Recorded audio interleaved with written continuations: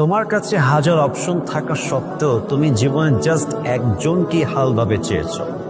তোমার জীবনে হাজার হাজার ব্যাটার অপশন থাকা সত্ত্বেও তুমি আজীবন একজনের প্রতি হালভাবে আসক্ত থাকতে চেয়েছো। এটা তোমার সততা।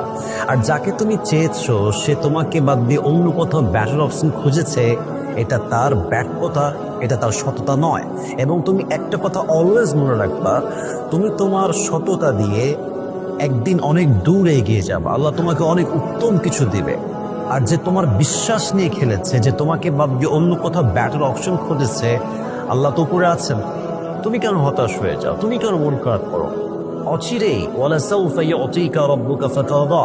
Put your trust on your Lord and believe that indeed and verily your Lord will give you something that will definitely make yourself happy. ভরসা রাখো আল্লাহর উপরে। আল্লাহ এমন কিছু তোমাকে দিবে, এত উত্তম কিছু দিবে, তুমি কখনো কল্পনাই করতে পারবে না ইনশাআল্লাহ তাআলা। So move on.